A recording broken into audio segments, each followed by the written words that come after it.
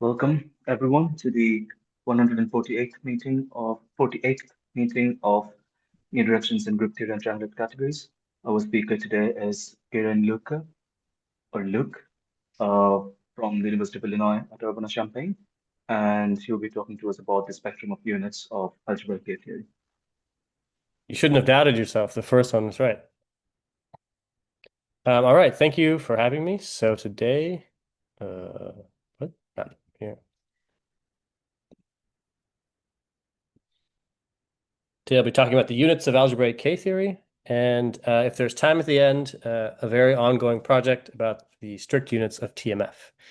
Um, Sorry, are you sharing something? I can't see anything. oh, whoops! Right, I switched on my personal screen and forgot to hit the share button. Yeah. It's been a while since I gave a Zoom talk, I guess. Shares. Am I sharing my screen now? Yeah, but we can see your whole Yeah. screen. So if I go like this, and then You can just enter. Now is fine. Now is fine. okay, except I there. Okay, Now it's fine. Okay. good. Okay, Thank you. yeah. So units of algebraic K theory, and then at the end, if there's time, a very recent ongoing project together with a member of the audience, Zhengpeng Li, on strict units of TMF. Oh no. Ah. Okay, so that line of the talk will be an introduction on what the units of a ring spectrum are, what the strict units are, and I'll state the main theorems and the outline of the approach. A lot of it is various calculations, so I'll give some sample calculations.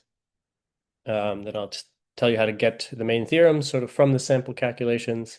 And then again, as I said, if there's time at the end, I'll talk about a related project on the strict units of TMF. Okay, and so everything besides that TMF stuff is joint with Shahar Karmeli, and there are some reference to numbered lemmas and theorems in the slides, and those all refer to that archive paper. Okay, so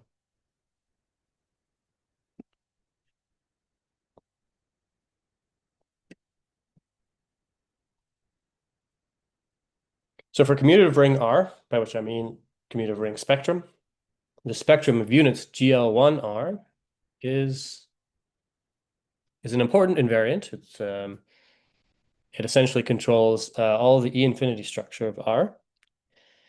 And the problem is that it's quite hard to access. So the homotopy groups are easy. They are essentially just the same as the homotopy groups of R, but the K invariants are much different from those of R, and often they are very hard to determine. Even if the ring R is the underlying spectrum is an Eilenberg-MacLane spectrum, so it has no K invariance, GL1 may have a lot of non-trivial K invariants. Now, for topological K theory spectra like KO and KU, we have an essentially complete understanding of the spectrum of units. And in both cases, KO and KU, there is this nice pattern where a bottom piece of the Postnikov truncation of this spectrum of units splits off. In case of KO, the 0, 1 Postnikov layer splits off from the rest. In the second summand, the sort of the infinite chunk is just equivalent to a Postnikov chunk of KO itself.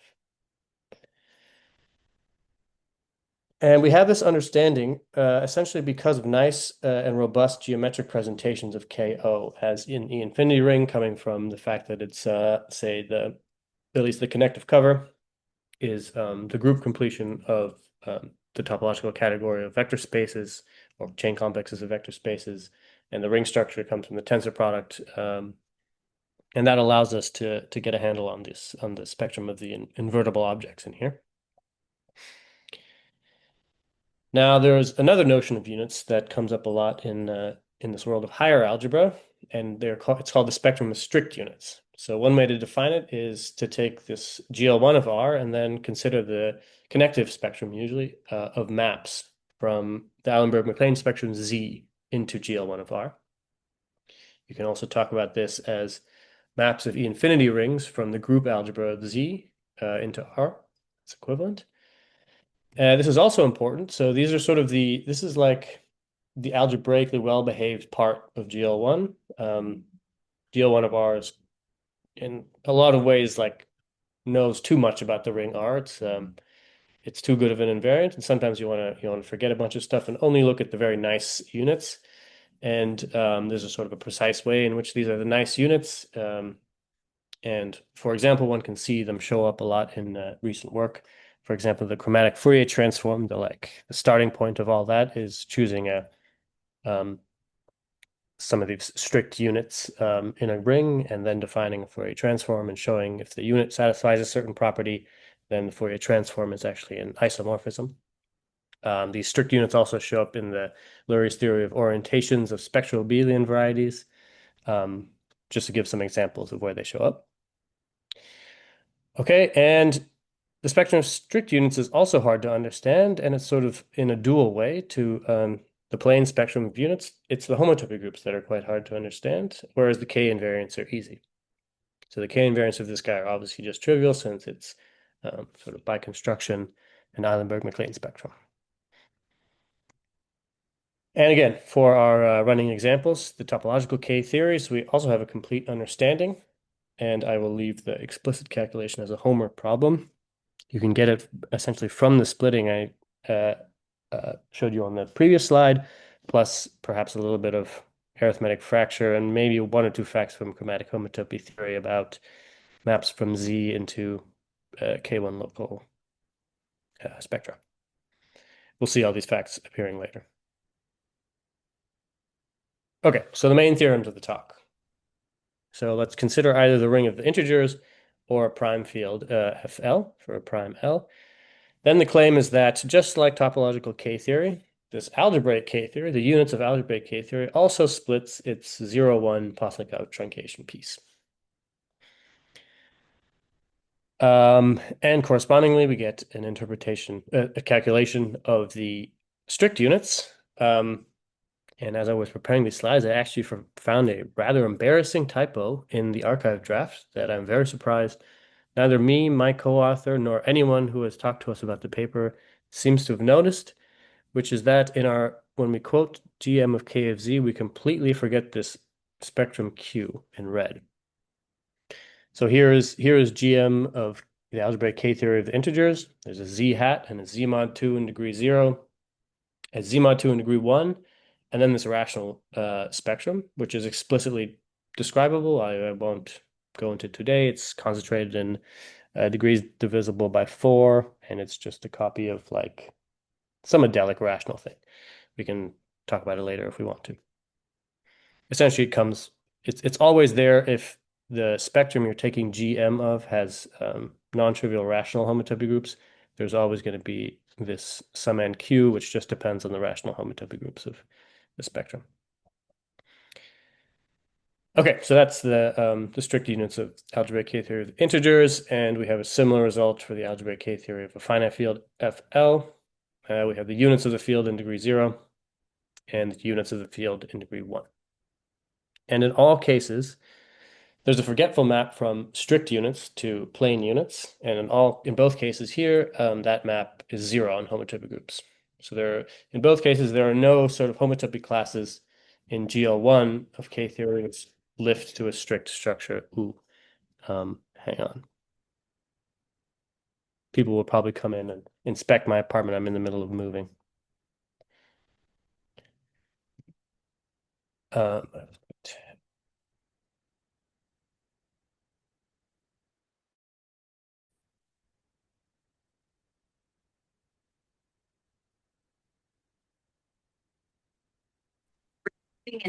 on in. Okay, and so now my other main theorem is that, we can consider spectrum of units of algebraic K theory as a sheaf on the site of classical rings, so discrete rings.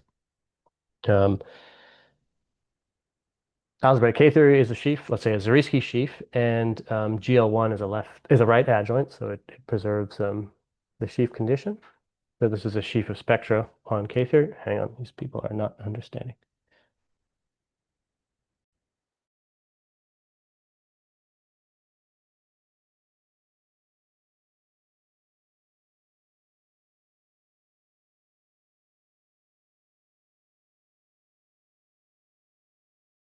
All right, I'm back. Yeah, so this we can even say that as a sheaf on the site of the Zariski sheaf of classical schemes, um, GL1 of K theory splits its Posnikov truncation. So a word of warning, this is like in the sense splitting in the sense of sheaves. So you need to calculate the Posnikov truncation, you first truncate pointwise and then resheafify. So in fact, the underlying pre-sheaf does not split pointwise, and we give an explicit counterexample.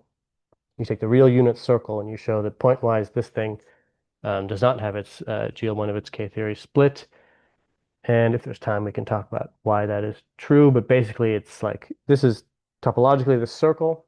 So when you take algebraic K theory, there's a forgetful map to the topological K theory of the circle. And if this thing had its GL1 split at 1, because there's a circle factor there, it would shift down 1, and you would be implying that there's a splitting the 0-2 truncation of topological K theory, which is not true.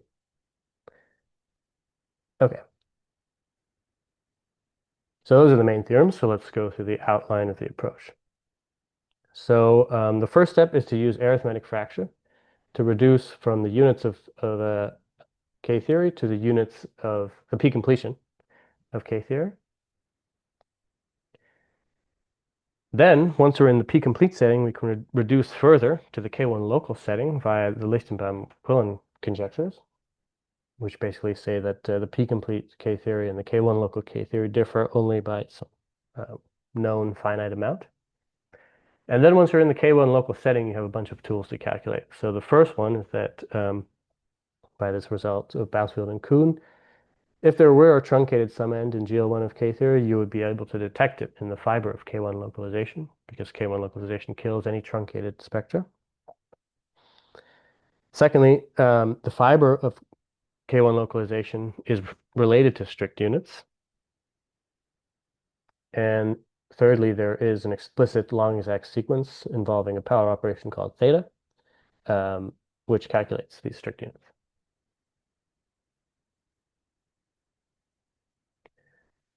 Okay, so let's go through how this happens. So first, once you go to the P-complete setting, there's a small hiccup that when you P-complete a ring, you add a bunch of units to its pi naught because let's say you had a z in pi naught. You P-complete, now you have a zp in pi naught, and the units of the p-adic integers are much bigger than the units of the integers. There's this huge sort of, non-torsion sum end isomorphic to zp itself. And those units just sort of have no chance of splitting. Once you go to GL1, they're like always going to be connected via some k invariance to higher things. One way to see it is, we'll probably get to this later, but like certain power operations have to vanish on a unit for it to have a chance of being strict, and that the requisite power operations essentially never vanish on these non-torsion units in ZP. So we define this GL1 plus minus to just be the fiber. Instead of taking the fiber of invertible elements in pi naught, you just take the fiber over plus and minus 1. These are like the units that you really want it to think about anyway if you're going via arithmetic fracture back from the P-complete setting to the integral setting. And we just have to check that what we've done is still suitably a right adjoint, so arguments make sense. We can still use fracture squares and use sheafification arguments, and indeed we're good because what we did was a pullback. So we have this is the arithmetic fracture square for people that haven't seen it. You decompose the object that you want to study in the top left in terms of its P completions, its rationalization, and then the rationalization of the P completions.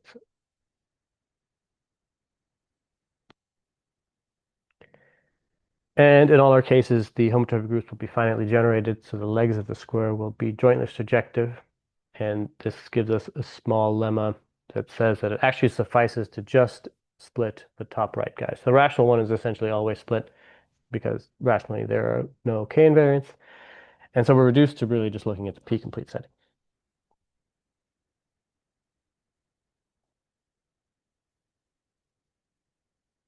Okay, so now we're in the P-complete setting and we'd like to reduce one step further to the K1 local setting.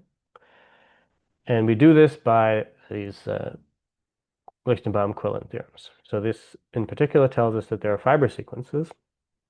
First of all, that if you p-complete, I think here L has to be not equal to p, but if you p-complete GL1 of K-theory of a finite field, it just is the same as its K1 localization. There is no difference. And in the case of the integers, there is a ZP in the fiber, which means that when you calculate this thing, you'll have a suspension ZP floating around that doesn't lift to K-theory of the integers. And this follows from as I was saying, it's a bunch of facts that broadly fall under the Lichtenbaum-Quillen slogan. So the first one is well, this one is just sort of Quillen's computation of algebraic K-theory of finite fields. The next one is a sort of purity result that tells you that, well, no, this one is just Lichtenbaum-Quillen as well. Once you have P inverted, and this is the purity result. Purity is something about saying that if you look at K1 local K-theory of a ring, then it doesn't matter whether you invert P inside K-theory or not. And we will see a sort of a calculational manifestation of this happening in a moment. I have a question about this Yeah. purity result. So is this a new theorem by Yuval Shahar? No, yeah. All of these are classically known, or in some sense classically known. The purity result, yeah, I'm not sure who it's due to, but certainly not me and Shahar. No, none of these are. Okay. Yeah.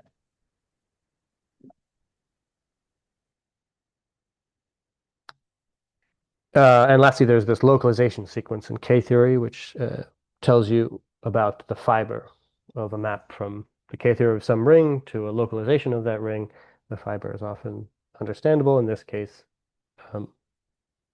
it's given as I've written there.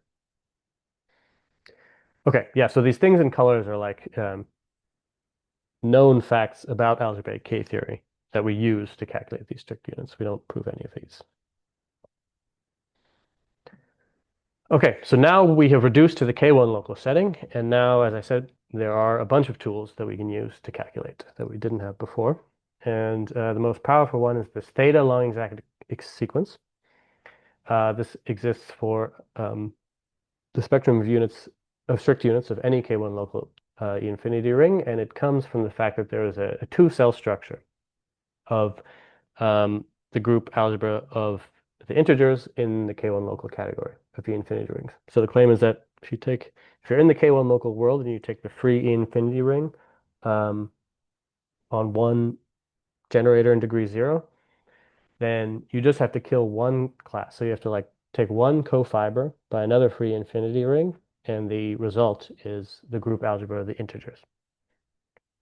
So in a sense, in the K1 local world, commutative, E infinity commutative, and strictly commutative differ by exactly one cell, one power operation, and this power operation is called theta. Okay, so there's that long exact sequence. We'll see some sample calculations within a second. Second fact is a certain fact about an Ondo-Hopkins-Resk long exact sequence for L1 local rings. There is a result due to them that the fiber of the map from GL1R to the L1 localization of GL1R, if R itself is L1 local, that fiber F is 1 truncated. And we get an associated result by mapping Z into this long exact sequence. We get an associated result about the fiber of GMR maps from GM to the L1 localization. And finally, there is a log long exact sequence associated to the Resk logarithm. This instead of, so there's a bar, like a zoom bar on my screen that's slightly blocking the bottom of the slides. Do you guys all see that too, or is it just for me? I can see the fiber sequence, all right. You can see it all right? Yeah. Okay, cool. If dash to L1 or that one, right? Yeah, that's right. F Yeah. prime. Yeah, okay, cool. Yeah, so this is similar to the Ondo-Hopkins-Resk fiber sequence, but instead of L1 localizing, we K1 localize. and we have a slightly different fiber F prime, and we have a small result about what that fiber is. And this also has consequences for the strict units. Okay, so we have a small little lemma about this Z Undo-Hopkins-Resnick fiber sequence. The third term is rational, and in fact it agrees with the fiber of the rationalized logarithm. And so for an L1 local ring, pi2 of GM is always torsion-free. So it's a nice simple proof with some basic results in chromatic homotopy theory. So you let Q be the fiber of the rationalized Resnick logarithm. So this is a map from L0 of R to L0 of LK1 of R. It's the bottom row of the chromatic fracture square. So you consider that map. Now there are no maps from Z to a K1 local spectrum. The K1 localization of an Eilenberg-MacLane thing is 0 by a periodicity argument or a Basfeld-Kuhn. And so if you look at the chromatic fracture square now, you see that mapping into an L1 local ring is just the same thing as mapping into the rational part. Now, because Q is rational, the mapping space is equivalent to Q itself. Now we use this Undo-Hopkins-Resnick fact that the fiber of the rationalized Resnick logarithm is 1 truncated. We find that pi2 of GMR must inject into a rational group, and so it's torsion-free. And again, here, if you'd like to look at details, I've written the references in the archive preprint. Okay, so we can do a sample calculation with this theta line exact sequence. And this is a section 3.2 in the preprint. So R here is the K1 localization of the K theory of the integers. Its homotopy groups in low degrees are completely known, and in particular, pi2 and pi3 are torsion.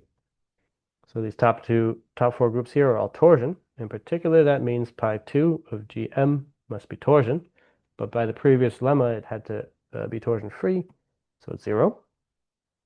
So this map is 0, which means this map is injective, and it's actually, well, these things are torsion and also finite. So this map is an iso. So pi1 of GM injects into this pi1 of R. But now there's this exponential map. So any invertible R module gives you a unit in algebraic K theory because, well, algebraic K theory is the group completion of projective R modules. So if you have an invertible R module, then under the tensor product in K theory, it defines an invertible class. So it defines actually a map of spectra like this. And because we're dealing, R here is a classical ring, Z, pick of R is 1 truncated, like the top homotopy group is in pi1. So you get a map from degree 1 here to degree 1 here, and this exhibits degree 1 elements as being strict. And so we find that actually pi1 of GMR has to contain this group, pi1 of GL1R. So every class in pi1 of GL1R has a strict lift. And since this map was actually an injection, it's just injective and surjective, and we find that it's an iso. So this map is an iso, so in turn, theta in degree 1 becomes 0, and we get our calculation of pi naught and pi1 of GM of R. Okay, so another small lemma about these fiber sequences. So if we take a K1 local ring, then we consider the fiber of the logarithm. This is always 2 truncated. So the Undo-Hopkins-Resnick thing said if you take the fiber of the L1 localization, it's 1 truncated. If you change that to K1 localization, you have a similar result, but you gain possibly 1 more homotopy group. And again, we compare with this Undo-Hopkins-Resnick fiber sequence. We know that F is the 1 truncated gadget. F prime is the thing we're after. And we know that the fiber of this thing is a rational spectrum. But that means that pi star of F prime sits in a long exact sequence with GL1R star and pi star R. So this thing has homotopy groups of a K1 local ring. And K1 local rings never have rational homotopy groups. So the difference between F prime And F in degrees over greater than 3 is rational, but also the homotopy groups of the K1 local ring, and therefore it's 0. So it is at most in pi 2 that F and F prime differ.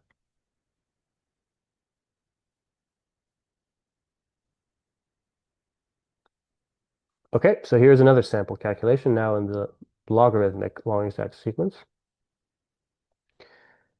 So remember from above, we saw that theta in degree 1 was 0 because every element of pi 1 of R admitted a strict lift from this sort of exponential map from the Picard group of Z.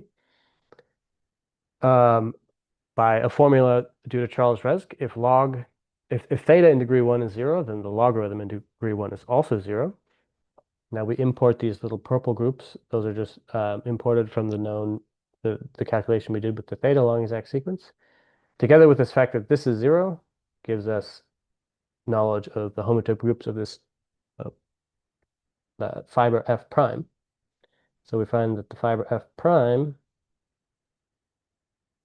has the following thing. So there could have been this group in pi 2, but actually it's not there. F prime in pi 1 is this Z2 cross Z mod 2 that we've seen a lot. And then pi naught of F is some group, it's Z2, and then there's a finite group A. And A is either Z2 squared or Z mod 4, depending on whether, so the fiber of the logarithm here is Z2 cross Z mod 2, and that Z mod 2 may be connected to the other Z mod 2. And it turns out that splitting the group A is going to be the same as splitting GL1. Okay, so a couple of claims before that. So there has to be a K invariant connecting pi naught of F prime and pi 1 of F prime. F prime is not just a complete Eilenberg-MacLane spectrum. Because if it were, then there would be a lot more strict units in R than there should be. So once you know that, you write down a diagram, as a lot of this stuff is. And now what you do, the trick here to figure out whether A is split or not, is to compare this diagram to the diagram for KO. So the algebraic K-theory of the integers has this comparison map to KO, essentially tensoring up with R and then remembering that you can put a topology on these projective modules. And in KO, we know the answer already for like what GL1 looks like. And again, did I put? Yes, lemma 424 in the archive preprint will tell you the details of how this goes. But you compare it to KO, and this forces A to be split. So A had to be actually Z mod 2 times Z mod 2, and not Z mod 4. And this forces GL1 to be split. Okay? So far, all we've done is split GL1 of the K1 localization of the K theory. And what we've done is split it as essentially the parts that contribute to GM and the parts that don't. Now we go back up the sort of reduction ladder. Now we go backwards from K1 localization to P completion using these Lichtenbaum-Quillen properties in these fiber sequences to say that, oh, okay, the difference between the P completion and the K1 localization was this floating ZP. And so we just identify the floating ZP here. It's this guy, the suspension of Z2 in degree 1. That one just dies in the when you lift to the P completion. And so the answer for the P completion is the same thing, but without this guy. And then finally, we use the fracture lemma and combine all the P completions to get the splitting for the integral case. Okay. And so that's how you put together the splitting of algebraic K theory. Now what we can also do is put together the calculation of the strict units. And here we will come across the typo that's in the paper. So we just consider the arithmetic fracture square, and it gives an associated long exact sequence. We've calculated GM of the various P completions. Now we just need GM of the rationalization. This is the piece that we just forgot in the paper. It's a classic thing you do in these sorts of scenarios. The rationalization is always the easiest thing to do. So you forget about it in the beginning and say, oh, we'll wait till the end to do it. And it seems that Shahar and I just forgot to do it in the end. So you just look at this long exact sequence. We have all these groups. You basically don't even need to know what any of these maps are because enough things are zero, except this last map. You just need to understand what this last map is. But that turns out to be easy. I mean, it's like the target is rational. So you just sit and ponder a bit and realize that it's got to be the map that projects onto the torsion parts. And so besides the rationalization of the algebraic K-theory of the integers, now for anyone that's interested, so the rationalization of the algebraic K-theory of the integers is a classical calculation due to Borel. And well, there's the Q in pi naught. The Z in pi naught becomes a Q. And then there is another copy of Q in every degree that is 1 modulo 4. And that's it. So in this picture is correct because there's only 3 stages of the long exact sequence shown. But once you get to pi 5, there will be a rational piece in the middle, and then repeating mod 4. Okay. So now we've got the splitting of the units of K-theory at the integers and the prime fields, and we've got the calculation of the strict units. And now what we can do is get a similar consequence for the Zariski sheaf.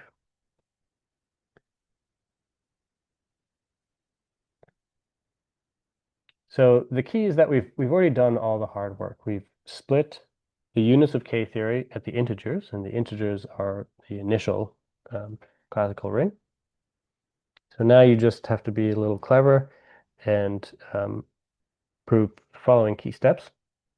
So to upgrade this to a splitting of the Zariski sheaf, the first thing you show are that the homotopy sheaves pi naught and pi 1 of this sheaf GL1K are isomorphic to the constant sheaf on Z mod 2 and the sheaf GM.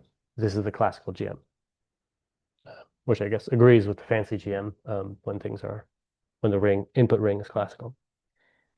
And the way you show this is you check it at local rings, where it's just pretty simple. Okay, so once you have that, you show that there is a push-out diagram exhibiting the one truncation in Zariski sheaves of GL1 of K theory as the following push-out. You're taking the constant sheaf on the truncation of K theory of the integers on the initial object. Then you're taking the constant sheaf on the suspension of pi 1 on the initial object, and you push that out with the suspension of pi 1. So in some sense, the one truncation of K theory is pretty close to being a constant sheaf on the initial object. And for this, we've already done all the hard work. So now what you need to do is, well, you want to split the truncation map of K theory. You've exhibited it as a push out. So to give a map out of this thing back to just plain GL1 of K, you just need to give a map out of this push out. And this essentially follows immediately from the fact that we have split GL1 of K theory and using some initial ring facts. Okay. Let me stop briefly for questions and get a sip of water.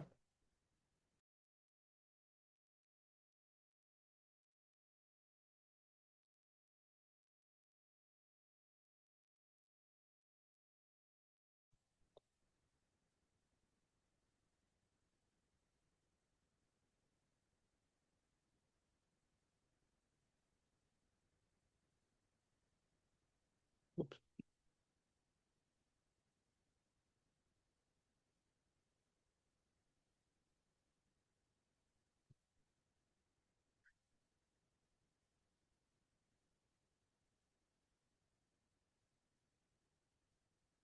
Okay.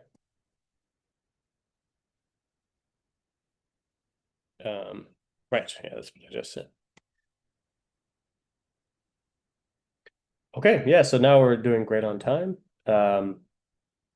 So let me go to this very current work, joint with Zhangpeng Li from UW-Madison, where we use very similar results to calculate the strict units of TMF. So this is something apparently of quite great interest to people that do like geometric representation theory. I was visiting the Perimeter Institute recently, and yeah, it seems there's a lot of interest basically because people would like to do these spectral algebraic geometry constructions with TMF, especially in the equivariant context and all these relations to mathematical physics, knowing the precise structure of these strict units of TMF is something people care about.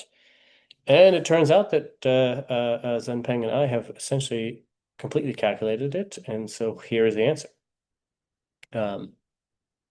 So let NP be the number of supersingular elliptic curves over FP at a given prime P.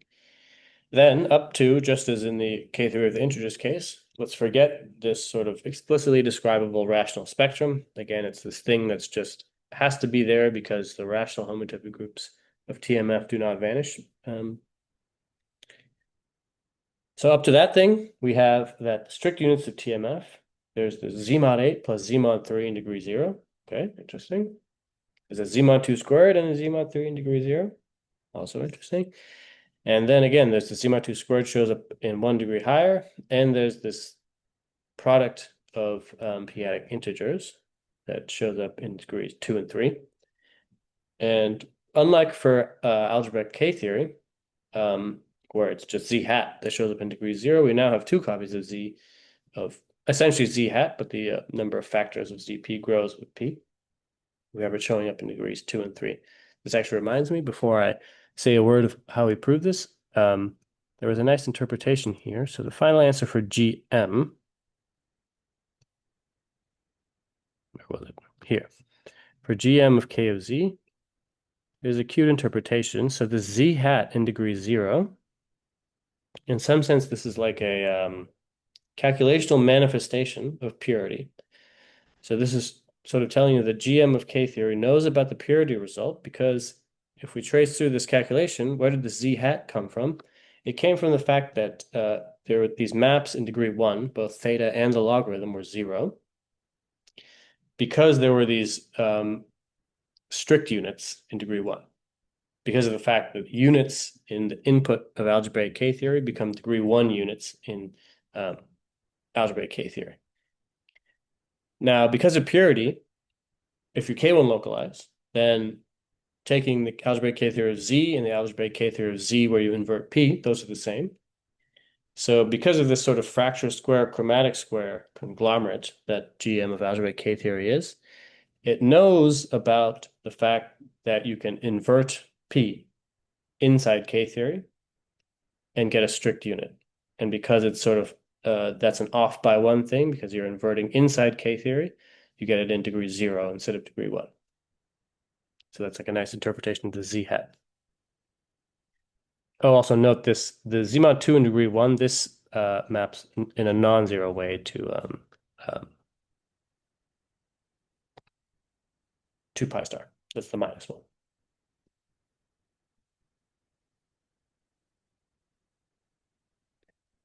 Okay, so back to TMF. Okay, so let me say a word about how this is calculated. So the approach, you want to try the same approach. Try it. If it worked, you want to try it again. So we do indeed. First, you do arithmetic fracture. So you throw away the rational part. This time we did not forget the add the irrational part back at the end. And then once you're in the p-complete setting, for TMF, in fact, once you're p-complete, you're actually already almost chromatically localized. You're K1 and K2 local. And so using these 2 fracture squares, you reduce to doing strict units in the K1 localization of TMF, strict units in the K2 localization of TMF, and strict units in the overlap in chromatic fracture, the K1 localization of the K2 localization of TMF. Okay, and so for the K1 local ones, essentially you use the same results as we used in this paper. There's the theta long exact sequence. That's very powerful. And you need a few input facts about what K1 local TMF looks like. Roughly, this looks like you take A1, the J plane, so the J invariant of a curve. Now, K1 local TMF, this is about the ordinary elliptic curves. Ordinary is take all elliptic curves and then throw away the supersingular ones. So at whatever prime you are, there is some finite list of supersingular curves determined by their supersingular J values. So you puncture the J plane at the supersingular J values. And this is roughly what K1 local TMF looks like. This is literally true at primes 5 and above. And then at primes 2 and 3, there's some torsion that I haven't told you what it is. And it's basically the same torsion as there is in KO. So basically, changing your coefficients from Z to KO makes this formula still literally true. Okay, and like I said here, why is this true? It's because K1 local TMF. There's this classical fact that the formal group law of an elliptic curve is is of height 1 precisely when it's ordinary. So this is about parametrizing the ordinary locus of the moduli of elliptic curves. Okay, so that's the K1 local part. Next is the K1 localization of the K2 localization. So this is basically going to be just like the K1 localization, except you complete it at each of the J minus AI. And so what's the sort of algebraic geometry? Oh, shoot. The algebraic geometry picture here is, so the K2 localization of TMF, this is about the supersingular elliptic curves.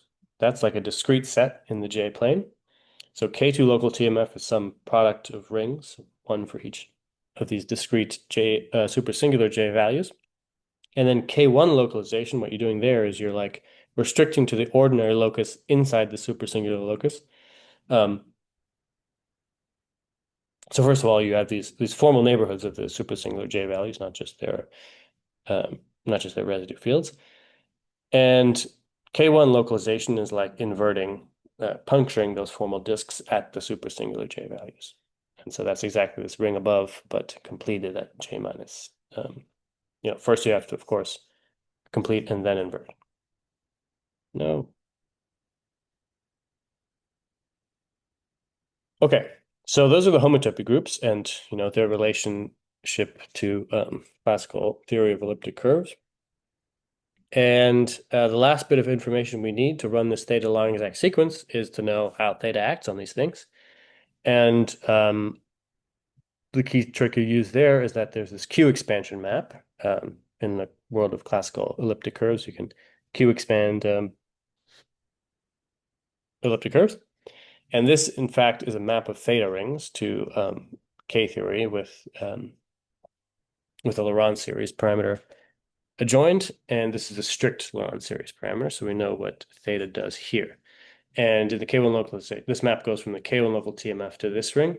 And the key step is, well, we know it's a map of theta rings. We know theta in the target, and it's actually an injective map of theta rings. So this completely determines theta in this case. And then by completion, it also determines theta in the case number 2. And the answer is basically that there are as few as possible strict units in this setting. So J is not a strict gadget. We can see that explicitly because, well, there's this sort of famous formula for the Q expansion of J. And, well, you write it in terms of Q, and then you use, I probably should have said this for people that didn't know. So this operation theta in degree 0, it gives pi naught of a K1 local ring the structure of a delta ring. So that's a very fashionable thing to study these days, delta rings, since they're the center of the prismatic story. So delta rings are like rings with a certain operation delta, and it satisfies a bunch of explicit identities for how it behaves with respect to sums and products. And using those identities, you can simply check that the only strict elements in this ring are monomial powers of Q. And so because the Q expansion of J is not a monomial power of Q, we find that this implies that essentially no elements in this ring are strict. Okay, so that takes care of the two K1 local pieces. And then for the K2 local piece, oh no, this one isn't up. Oh no, it is. Okay. For the K2 local piece, we use a different strategy. So there isn't this nice theta long exact sequence in the K2 world, K2 local world. There is probably an analogous sequence, but it's going to be longer. Like the group algebra on Z in the K2 local world is not going to be just one power operation away from a free thing. It's going to be worse, maybe like p minus 1 or something.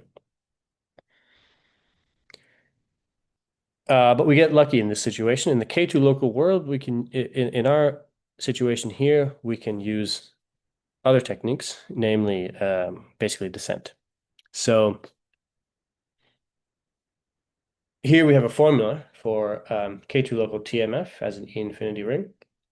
This again follows from what the supersingular locus looks like. The supersingular locus at a given prime P is a disjoint union of points. K2 local TMF is going to see like these formal neighborhoods of these points.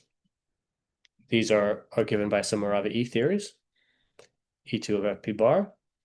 And then for each of these supersingular elliptic curves, you have an automorphism group of the elliptic curve that you then need to quotient out by. So each of these points in the moduli space of elliptic curves has a stabilizer in the moduli stack. So you need to take homotopy orbits for these groups. And then finally, you need to descend back from FP bar using the Galois group to FP. And this is a bunch of homotopy fixed points. So that behaves well with respect to GM, which itself is a bunch of right adjoints. And so we can pull the GM all the way into the E2 of FP bar. And we know what GM of E2 FP bar is. It's rather simple. There's a ZP in degree 3, and then there's the units in degree 0. And so then the remaining calculation for the K2 local piece is to figure out how these groups GI and Z hat act on these groups. And it turns out that the GI act trivially on both pieces. They certainly act trivially on these coefficients. And they act trivially here because this action, if you sort of just trace through the algebraic geometry significance of this thing, it's the second exterior power of the elliptic curve. And so GI is acting via its degree. And since the GI are not just, automorphisms of the formal group associated to the elliptic curve, but of the elliptic curve itself, they're all maps of degree 1. So they act trivially on the ZP. And so we find that GM of this gadget is going to contain a bunch of low degree group cohomology groups of the GI acting on the ZP, and the cohomology group goes, in a negatively indexed, since we're in homological degree. We'll get a H0, H1, H2, and H3 of these groups showing up. And then you have to worry about the Z hat a little bit, but oh well. Okay, so as an example here at p equals 2, there is one supersingular elliptic curve, and its automorphism group here is Z mod 3, semidirect product Q8, some group of order 24. And so these groups in the final answer that I had on the earlier slide, these are like low degree cohomology groups of these GIs. I go back to the final answer here. So like this is H3 of Q8. So it turns out that only Q8 matters because you're taking P complete, two complete coefficients. So this is H3 of Q8, this is H2, this is another copy of H2. And this is the same thing, but at the prime 3. And at larger primes, you basically get no contribution. And then these Z hats are the degree 0 cohomology pieces. And you have two of them because of the Frobenius fixed points. You take fixed points with respect to the Z hat action. That's also acting trivially here. So this pair here is like the cohomology of the circle, P complete circle. So B Z hat with coefficients in this group. Oh, and again, just like the case for never mind. The thing I want to say is just that the forgetful map from this guy to the homotopy groups of plain GL1 of TMF is 0. So there's no element of TMF which lifts to a strict element. Okay. I think that's all I want to say for today. Thanks for listening. Thank you, Kiran. Let's all unmute ourselves and give the speaker a round of applause now.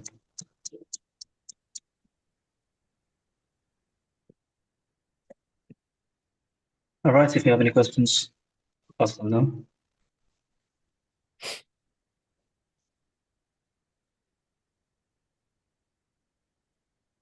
And just on the just on the question of purity, I mean, there was this, I mean, this is not really my Hmm. area. So, I mean, I think that the thing that I'm about to ask might be something very silly. So there was this paper a few years ago by Akhil and Leonard and Tommy and Marcus Land. Hmm.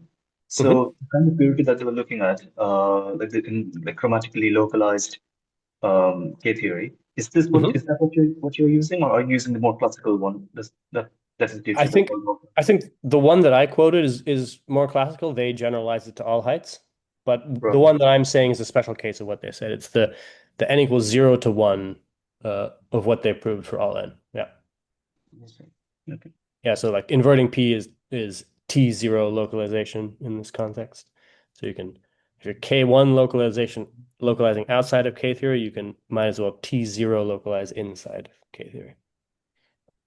Right. And at the end, when we are talking about these theta long Dirichlet sequences, when you're talking Hmm. about theta long Dirichlet sequences, you said that in K2 you don't quite have them, and then you said that they're like something about like the group algebra be it's not exactly one operation away from being free. I mean, is that the reason why you don't have those theta long sequences, or am I misunderstanding something? Yeah, exactly. That's so in the K2 local world, you do it's like the res you can try to resolve the group algebra of Z, so like the free thing on a strictly commutative element. You can try to resolve it by truly free things, and you're not going to be in an as simple situation as in the K1 local case where it's just like a one-step resolution. You have to Right. basically resolve it by like however many power operations there are in at height 2, and I think it's like p minus one or p squared minus one or something like that. There's gonna be more. And how much was known about like these calculations before you guys finished your paper for TMF, like regarding your like the theorem that had this full computation. For Uh, TMF? yeah. How much was Yeah, known before? none of it. So I was in this at this conference in uh, at the Perimeter Institute with all these TMF specialists, and they asked me like, "Oh, do you think you could calculate the strict units of TMF for us?" And I said, "Sure." And then Zenpeng happened to email me at almost the same time about, "Hey, I read your paper. Do you know anything about calculating strict units of TMF?" And then we did it. Yes, yes.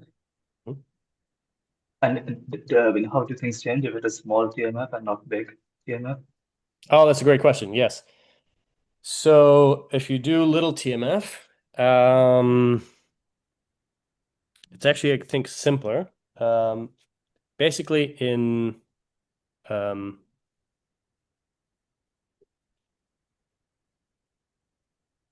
so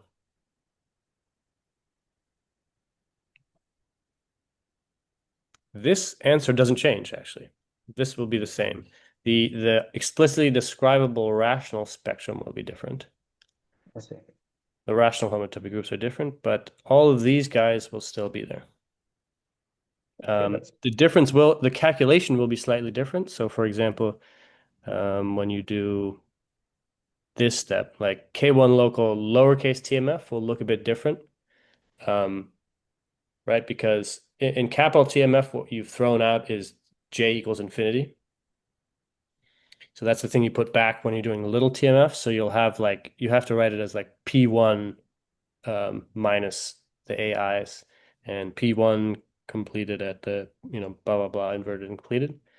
But a very similar result still holds, and you still find that there's like no strict contributions except the sort of the stuff that has to be there from the Morava E theories when you descend. I'm guessing this is also not really known in the literature, right?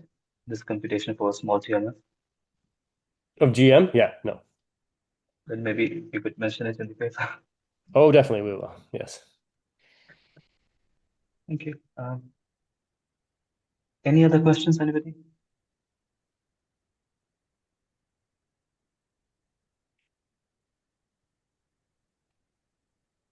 Right. If we don't have any more questions for Kiran, we should let him go to the bank. Yes, I do need to go to the bank. Uh, yeah, let's thank our speaker once again. Yeah, we will be off next week, and the week after that, we will have the 149th meeting where Phil Butcher from Munster will be the speaker. And I'll have to end for the summer before, like at that point, because I want the autumn to start with the 150th. Okay, bye-bye. Nice.